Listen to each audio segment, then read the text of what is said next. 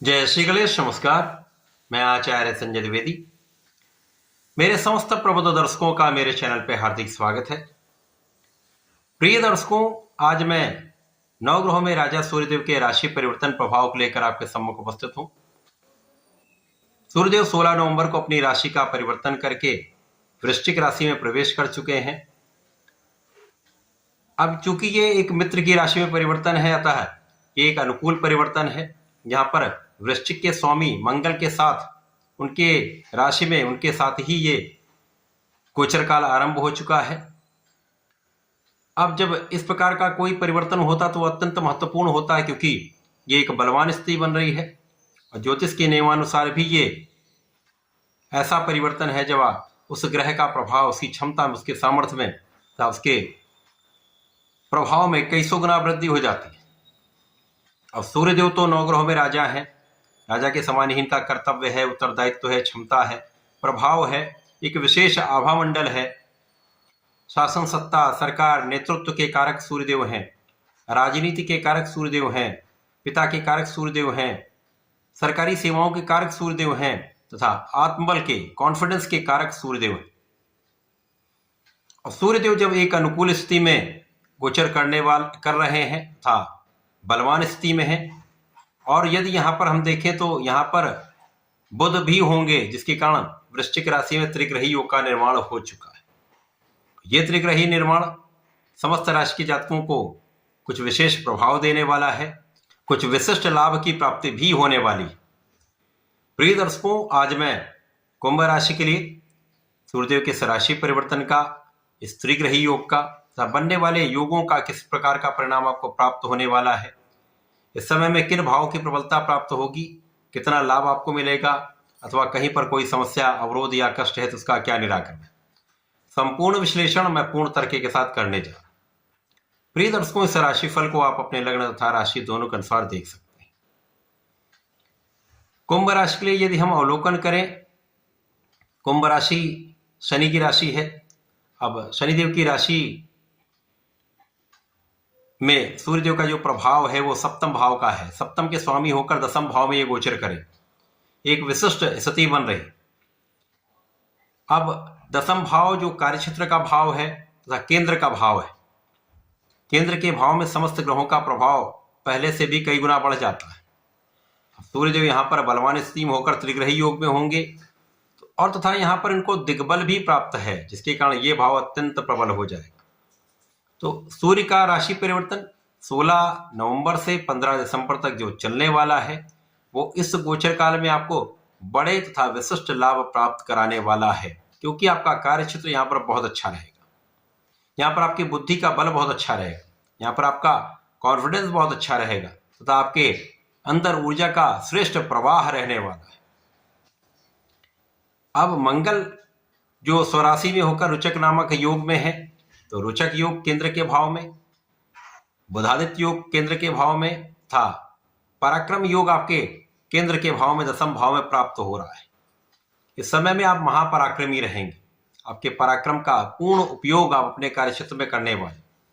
अब ये आपके अंदर ऊर्जा भी है और प्रबल ऊर्जा है, परंतु ऊर्जा का संतुलित उपयोग आप सही दिशा में कर पाएंगे, क्योंकि आपके पास श्रेष्ठ बुद्धि का बल भी है, आपके अंदर नेतृत्व की क्षमता भी श्रेष्ठ रूप से है। तो इस समय में आप संतुलित भी रहेंगे, नियंत्रित भी रहेंगे, तथा अपने कार्यक्षेत्र में आप पूर्ण सफलता की प्राप्ति भी करेंगे। इस समय आपके एनालिसिस का पार्ट बहुत अच्छा रहने वाला है। वाणी की चतुरता आपको यहां पर अच्छा लाभ दे सकती है। कार्यक्षेत्र में लोगों का सहयोग, आपके उच्चाधिकारियों का साथ तथा आपके पिता का सहयोग पूर्ण रूप से आपको प्राप्त होगा। शासन सत्ता से, सरकार से, सरकारी तंत्र से, प्रशासनिक सेवाओं से, सरकारी सेवाओं से, राजनीति से महालाभ आपको प्राप्त होना ही है। यहां पर किसी प्रकार का कोई संदेह नहीं। आपको आपके क्षेत्र में अच्छे पद की प्राप्ति हो सकती है, पद वृद्धि तथा धन का विशेष लाभ आपको प्राप्त होगा। इसी प्रकार से समय में लोगों के बीच में आप प्रसिद्धि भी प्राप्त करने वाले हैं।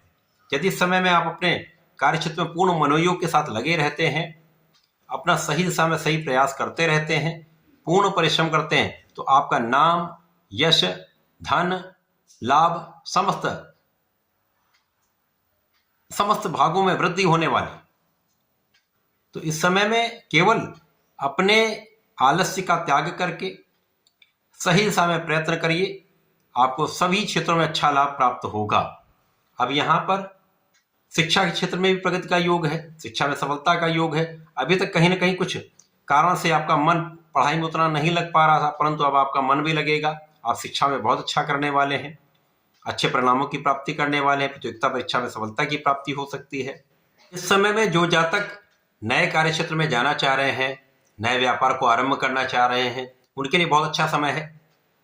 आप अच्छा आरंभ भी करेंगे, अच्छा काम भी करेंगे, सफलता की भी प्राप्ति करेंगे। आप अपने घर परिवार में एक अच्छा नाम भी प्राप्त करने वाले हैं, प्रशंसा की प्राप्ति भी करने वाले हैं। इसी प्रकार से समय जीवन साथी का सहयोग मिलेगा, जीवन साथी से आपको लाभ मिलेगा। तथा साझेदारी में यदि आप कुछ काम करते हैं, पार्टनरशिप में कुछ व्यापार करते हैं, किसी प्रोफेशन में हैं, तो अच्छा धन लाभ आपको प्राप्त होता दिख रहा है। अब शनिदेव की राशि है, ये लोग जिद्दी होते हैं, इनकी प्रवृत्ति जो होती है वो जिद्दी प्रवृत्ति की होती है, जिसके कारण यदि आप कोई चीज ठान लेते हैं, उसको कर पाते हैं, तथा पूर्ण रूप से सफलता की प्राप्ति भी करते हैं। और ये जन्मजात भाग्यशाली राशि है। यहाँ पर सूर्य की स्थिति यदि अच्छी हो गई तो ये आपके जीवन में आपको बहुत बड़ा लाभ देने वाली स्थिति होती है। शनि के साथ सूर्यदेव पिता के भाव में और यहाँ पर महाबलवान स्थिति में, तो पूर्ण रूप से यहाँ पर आपको सफलता, मान सम्मान की प्राप्ति तय है। केवल और केवल लक्ष्य को निर्धारित करके अपने मार्ग पर आपको आगे बढ़ना है, पूर्ण प्रयास करना है। भाई बहनों का सहयोग मिलता है, विशेष रूप से छोटे भाई का विशेष सहयोग, विशेष साथ मिलता है, अच्छे मित्रों का साथ मिलता है। यहाँ पर यदि हम अवलोकन करें तो उच्च शिक्षा में एक अच्छा लाभ आप प्राप्त करने वाले हैं, उच्च शिक्षा में प्रगति का अवसर आपको मिलने वाला है। तथा यहाँ पर आपके स्वास्थ्य की समस्याएं दूर होंगी।